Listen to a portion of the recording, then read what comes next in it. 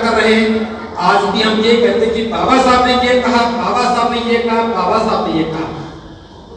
बाबा साहब को कहना ही था, हमें उसे करना था, लेकिन करने की बात कोई नहीं करता कि बाबा साहब ने कहा और मैंने किया, बाबा साहब ने कहा और हमने किया। हम कब तक दोहराते रहेंगे? इसलिए मैं बात कर रहा हूं, आज बाबा साहब की धम्म क्रांति जैसा बाबा साहब चाहते थे उस स्वरूप में हमारे बीच में नहीं है। बाबा साहब ने धम्म एक समाधान के रूप में दिया था। क्या समाधान? जो हमारी समस्याएं थी, हमारी समस्या थी भेदभाव की, हमारी समस्या थी छुआछूत की, हमारी समस्या थी हमारे साथ जो जाति के नाम पर जो भेदभाव था, उत्पीड़न था, जुल्म अत्याचार थे, उसके समाधान की। क्योंकि जिस धर्म में हमारा जन्म हुआ उस धर्म में सुधार की कोई गुंजाइश नहीं थी। सुधार कौन कर सकता है? जिस धर्म का सर्वोच्च है। बाबा साहब सर्वोच्च नहीं थे। इसलिए बाबा साहब ने देखा कि उस व्यवस्था में रहकर के हमारा कल्याण नहीं हो सकता। इसलिए बाबा साहब ने हमें बुद्ध की शरण में जाने के लिए कहा। और बुद्ध की शरण में किस रूप में जाने के लिए कहा था, इस बात को ध्यान से समझना।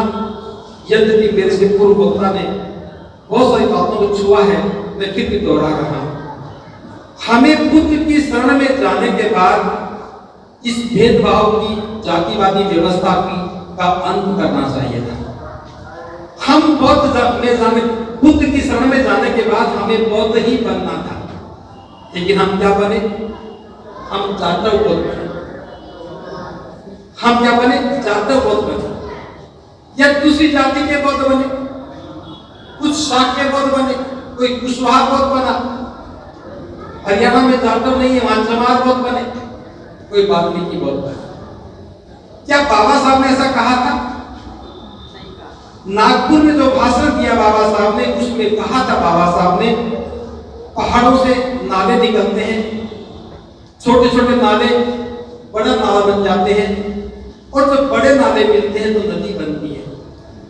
किसी नाले का कोई नाम नहीं होगा, लेकिन नदी का नाम है।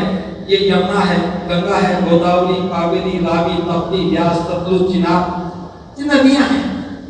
सैकड़ों नदियां हैं जो पहाड़ों से निकल करके समुद्र तक जाती हैं, सैकड़ों किलोमीटर की दूरी तय करती है।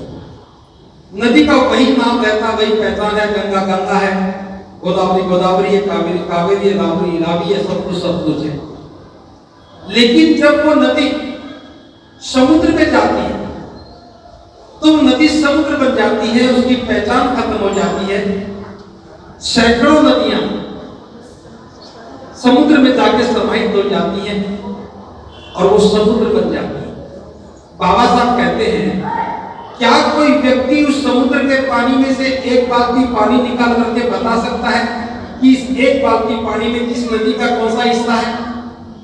नहीं बता सकते, क्योंकि नदी जब तक नदी थी, जब तक वो समुद्र से बाहर थी, लेकिन जो ही नदी समुद्र में गई वो समुद्र हो गई, उसकी पहचान खत्म हो गई, वो समुद्र ही बन गई। ऐसा ही हमारा बौद्ध धर्म है, ये समुद्र की तरह से था। कोई व्यक्ति किसी भी जाति में, किसी भी गोत्र में पैदा हुआ हो, लेकिन जब वो बौद्ध बनता है, बुद्ध की शरण में जाता है, तो पिछली पहचान खत्म हो जाती है और वो बौद्ध कहलाता है। हम बौद्ध तो बने, लेकिन नाम भी नहीं बदले हमारे। बिना नाम बदले, बिना जाति को छोड़े, बिना उपनाम हटाए, क्या हम बौद्ध बन सकते हैं? नहीं बन सकते। एक बहुत बड़ी गलती हमसे हुई।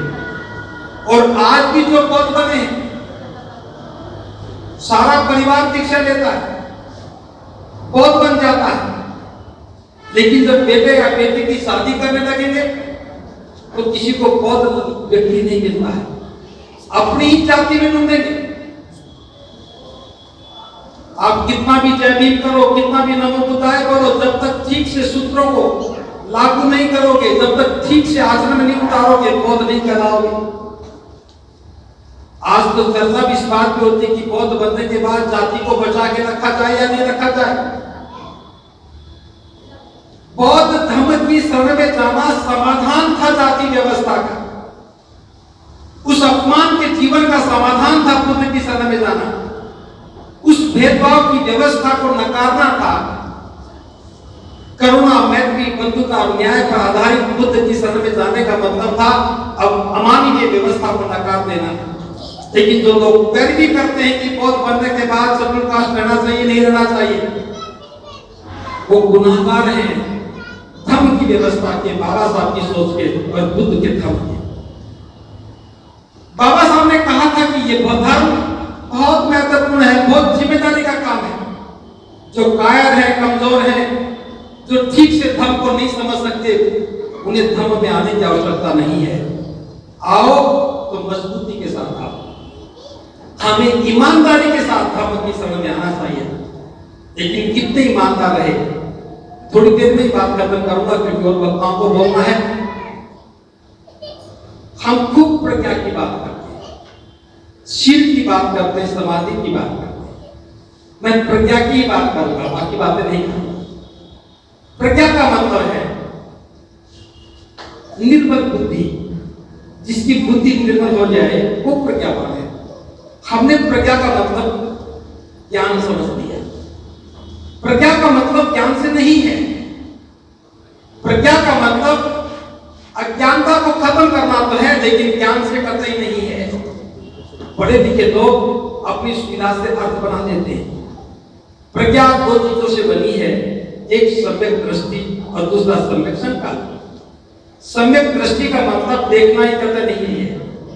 सम्यक दृष्टि का मतलब है अविद्या का नाश होना।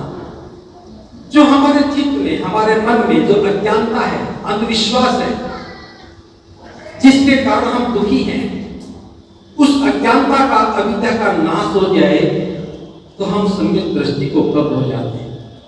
और जब अविद्या का नाश होता है तो हमारे दुख खत्म होते हैं, सुख मिलता है, और सुख मिलता है तो बुद्धि निर्मल होती है, और बुद्धि का निर्मल हो जाना ही प्रज्ञा है। लेकिन बौद्ध बनने के बाद हमारे साथ क्या हुआ? हमने बुद्धि की निर्मलता और सम्यक दृष्टि पर कभी बात नहीं की। क्यों? क्योंकि बुद्ध के धर्म को समझने के लिए हमें अध्ययन करना था। हमारे अच्छे योग्य टीचर होने चाहिए थे। हम खुद कितनी किताबें पढ़ लें, धर्म समझ में नहीं आएगा जब तक समझने के लिए, समझाने के लिए कोई योग्य शिक्षक नहीं होगा। अब हम बौद्ध बन गए। बौद्ध बनने के बाद हमारे घरों से प्रतीक बदल जाने चाहिए, लेकिन प्रतीक नहीं बदले। हमारे घरों में आज भी पुराने प्रतीक हैं। हमारी परंपराएं बदलनी चाहिए थी। परंपरा का मतलब जो भी सामान्य जीवन की घटनाएं हैं, बच्चे के पैदा होने पर हमें क्या करना चाहिए था, बच्चे की शादी हो तो क्या करना चाहिए, कैसे शादी करनी चाहिए, और कोई मर जाए तो मृत्यु के बाद क्या करना चाहिए, हम क्या कर रहे हैं। बौद्ध बनने से पहले भी जन्म भोज करते थे, बौद्ध बनने के बाद भी जन्म भोज। बौद्ध बनने से पहले भी शादी में बारातें जाती थी, दावत होती थी, टेंट लगता था, बैंड होता था, घोड़ी भी होती थी, गीत भी कोई बजते थे, आज मेरे यार की शादी है, और शराब पी के जब भी नाचते थे, आज भी नाचते हैं। कौन सा क्या बदला? पहले भी दहेज देते थे, आज भी देते हैं। एक परिवर्तन कर लिया, बस जहां पुरोहित आके बैठता था वहां भिक्षु पुरोहित आ गया। भिक्षु नहीं आया, वो पुरोहित आ गया। बस इतना बदलाव हो गया। वो पुरोहित लाल धागा बांधता था, मेरे जैसा जीवन पहने वाले सफेद धागा बांध दिया। हम खुश हो गए। शादी बौद्ध रीति से। कहां बौद्ध रीति है? क्या घोड़ी पर बैठना, तलवार लटका करके सेना बांधकर चलना बौद्धों की परंपरा में रहा है? जब रहा ही नहीं तो कौन सी बौद्ध परंपरा है? मरने के बाद अस्थियां लेकर के गंगा में जाओ, यमुना में जाओ, गोदावरी में जाओ, क्या फर्क पड़ता है? मरने के बाद 4 दिन तक रहो, 12 दिन तक रहो, फिर मृत्यु भोज करो, क्या फर्क पड़ता है? मरने के बाद भी हमारी एक व्यवस्था होनी चाहिए थी। पैदा होने के समय भी बौद्धों की व्यवस्था होनी चाहिए थी। हमारे संस्कार बौद्ध रीति से होते तो व्यवस्था में बदलाव होता है। बौद्ध बनने के बाद हमारे पहनावे में अंतर आना चाहिए था।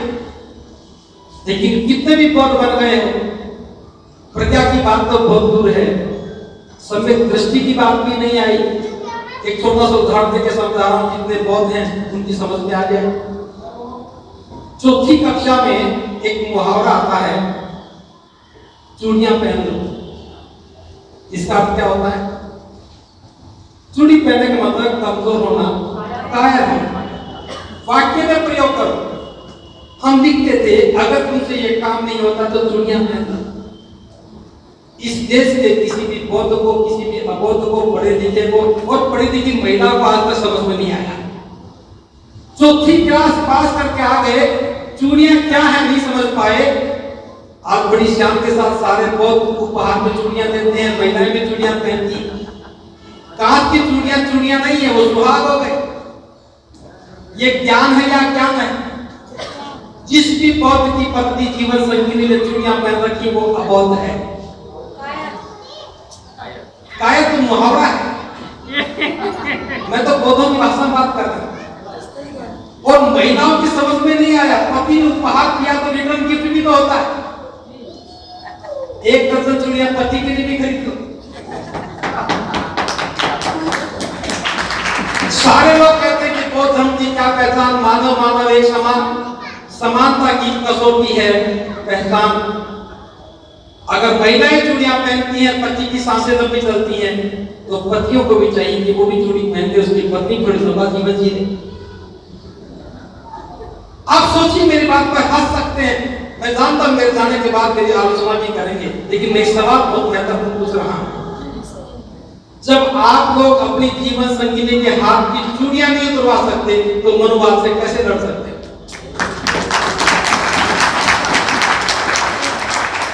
अब बात और ज्यादा कड़वी कह रहा हूं। ताली बजाने में थोड़ा जोर लगता है, चूड़ी उतारने में जोर भी नहीं लगता। लेकिन क्यों नहीं उतरती? क्योंकि महिलाओं को बता दिया कि चूड़ी जो है वो चूड़ी नहीं, सुहाग है। सुहाग का मतलब पति की सांसें हैं। इसके देश की कोई महिला कभी नहीं कहती मेरी चूड़ी टूट गई। वो कहती मुझ गई, हो गई, जो कुछ कुछ होती है, मुड़ गई, जो भी आपकी भाषा में कहते हैं। क्यों? वो डरती है। चूड़ी तो एक ही बार टूटनी चाहिए और वो अवसर जाना नहीं चाहिए। चूड़ी कब टूटती है? पति की छाती। पति मरता उसकी छाती में टूटनी चाहिए, संभाल के रखती है। पति मरेगा तो टूटेगी। मैं सिर्फ ये पूछ रहा हूं, हमारी जिज्ञासा, हमारी योग्यता की कोई कसौटी तो होनी चाहिए। अगर चूड़ियों में सुहाग होता, चूड़ियों में ताकत होती, सुंदरता की कोई बात होती, सारे पुरुष चूड़ियां पहनते। दूसरी बात, क्या घूंघट हमारी परंपरा है? बौद्ध बनने के बाद भी अपनी मां का जो घूंघट नहीं हटा सका, अपनी जीवन संगिनी का जो घूंघट नहीं हटा सका, वो बौद्ध नहीं हो सकता। जो डरता हो सामाजिक परंपराओं से, जो डरता हो सामाजिक मान्यताओं से, वो कैसे प्रकट कर सकता है? इसलिए बौद्ध बनना इतना आसान नहीं है। बौद्ध बनने के बाद जातियां टूटनी चाहिए थी, परंपराएं बदल जानी चाहिए थी, और हम केवल बौद्ध उत्सव मनाने वाले होते। आषाढ़ मास की पूर्णिमा हम चक्रपावताएं मनाते, वैशाख मास की पूर्णिमा को बुद्ध पूर्णिमा मनाते, कार्तिक मास की पूर्णिमा को वर्षावास समाप्ति का उत्सव मनाते, जो बौद्धों के उत्सव थे। अशोका विजयदशमी मनाते। लेकिन हम मना क्या रहे हैं? अभी 10 दिन के बाद, 12 दिन के बाद करवा चौथ आएगा। मेरी बात तो सुन लो। एक नहीं मनाते हो, कुछ मनाते हो। सारी पढ़ी लिखी महिलाएं आटा छानने की छन्नी लेकर छत पर खड़ी हो जाएगी और पति छानने में दिखेगा। ना तो पति को शर्म आती, ना पत्नी को। इस अज्ञानता के नाम को कौन से विज्ञान की कसौटी पे कसौटी? बच्चा तो विज्ञान पढ़ना चाहिए, लेकिन मां को तो पति दिखता चाहिए। और वो बच्चा छवि लेके आए, मम्मी मम्मी मैं भी पापा को देखूंगा, वो दिखा सकता है? उसे क्या पता बेचारे को। चाहे हम करवा चौथ का व्रत मनाए या कोई सा व्रत करे, अभी दिवाली आने वाली, मैं जानता हूं गाजियाबाद क्षेत्र के लोग दिल्ली के साथ लगे हुए। जब से हमें बुद्ध के के धर्म का पता लगा या बाबा साहब के मिशन का पता लगा, हमने सारे त्योहार मनाने बंद कर दिए।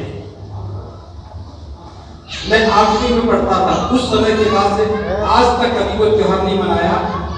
लेकिन पिछले 10 वर्षों से दिल्ली में से बात चली, ये दिवाली नहीं दीपोदान है, ये हमारा उत्सव। अब कोई बता दे बाबा साहब से ज्यादा योगी कौन पैदा हुए? बाबा साहब जब अशोका और विजयदशमी को दीक्षा लेते हैं, इतना लंबा भाषण देते हैं, 22 प्रतिज्ञाएं करवाते हैं, तो क्या ये बात नहीं बता सकते थे कि 20 दिन के बाद आपको दीपोदान मनाना? कौन से बौद्ध धर्म के ग्रंथ में लिखा है? लेकिन जिनके घर में बच्चे नहीं मानते, जिनकी पत्नियां नहीं मानती, उन्होंने एक रास्ता ढूंढ लिया, दीपोदान कर। दीप जलता है कैसे? दीपोदान उल्टा चलेगा? कैसे चलेगा? किसने बताया? ये भ्रमित दृष्टिकोण है, यही अविद्या है। हम बौद्ध बनने के बाद हमें समझना होगा कौन लोग जो कह रहे हैं, क्या वो बौद्ध भिक्षु हैं? क्या वो बौद्ध संघ कहने वाला? क्या उनके पास कोई अथॉरिटी है जिसने कहा कि दीपोदान हमारा उत्सव है? क्या वो अथॉरिटी है? ये तो कोई भी व्यक्ति खड़ा होकर कुछ भी कह देगा, कोई कहेगा होली हमारी है, कोई कहेगा दिवाली हमारी, कोई दशहरा हमारा। मैं सिर्फ एक बात कहता हूं, अगर धर्म की स्थापना करनी है तो हमें धार्मिकता के साथ, धर्म के सही आचरण के साथ हमको स्वीकार करना होगा। हमें शादी की परंपराएं बदलनी है, हमारी उत्सव बदलने हैं, परंपराएं बदलनी है, प्रतीक बदलने हैं और पहनावा भी बदलना है।